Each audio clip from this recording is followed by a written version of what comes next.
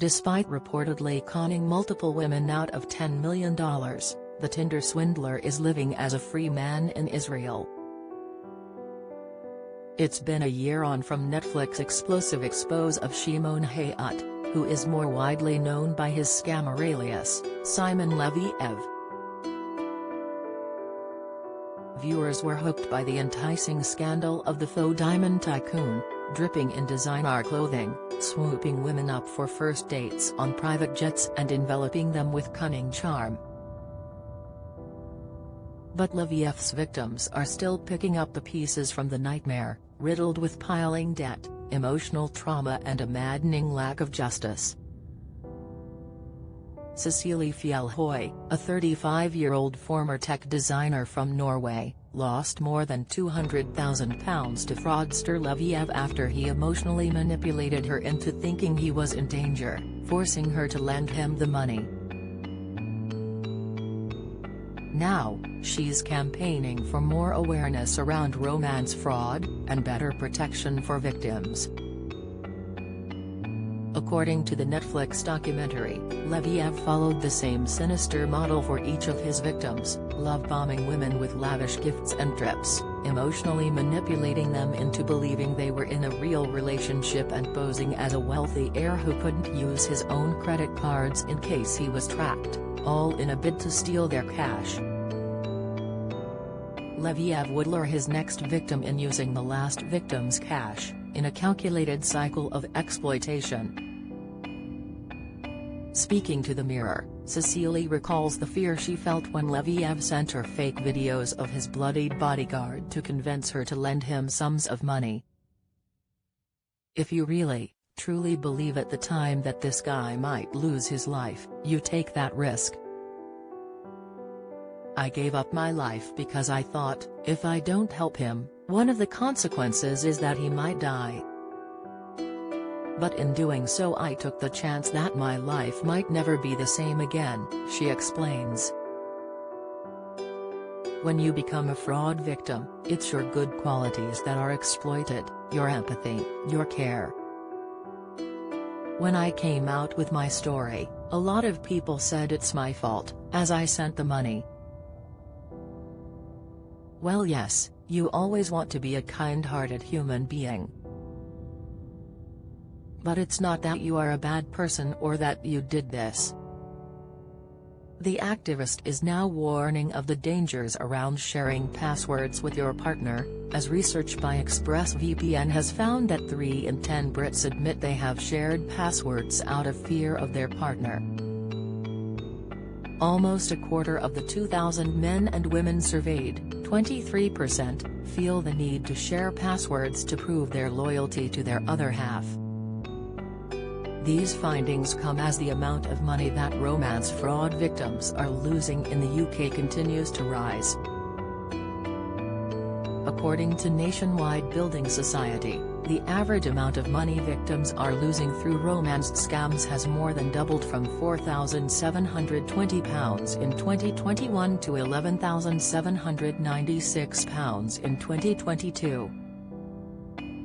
As the average UK earner makes roughly £33,000 a year, the average amount lost to romance scams would account for almost 2/5 of their annual salary.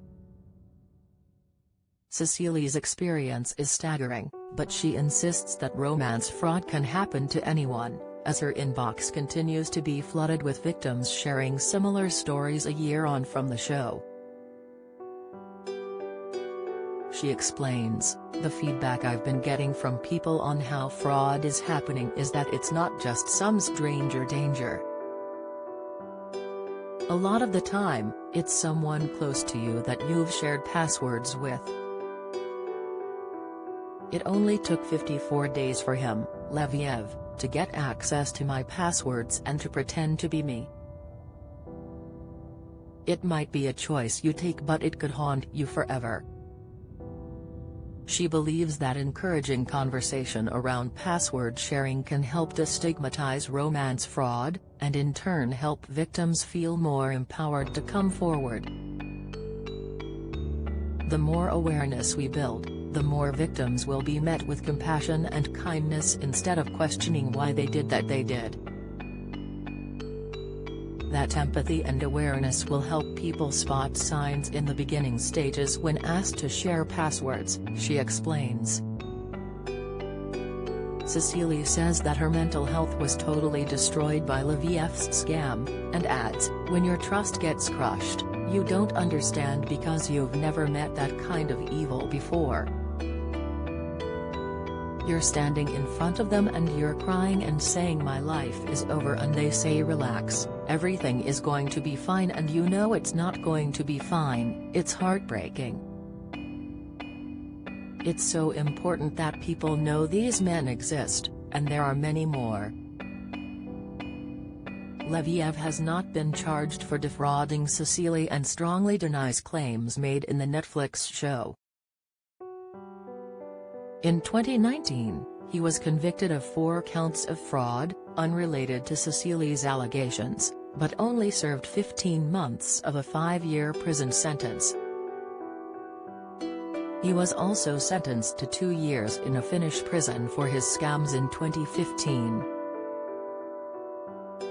Despite his high profile, another woman has claimed to be scammed by Leviev in Israel since the docu-series aired. Meanwhile, the real Israeli diamond magnates Leviev stole his name from have sued the fraudster. 5 years on from meeting Leviev, Cecily is ready to find love again while still continuing her healing journey. The 35-year-old still struggles to trust new partners, but remains optimistic and even recently appeared on Celebs Go Dating. "I'm one of the few people who actually enjoy dating, so that was the best part of the show. There's still a lot of healing that needs to be done. These are the repercussions of trusting the wrong person. It took 54 days to become a victim, but the repercussions have been over several years, but I just enjoy dating and I met some really nice men."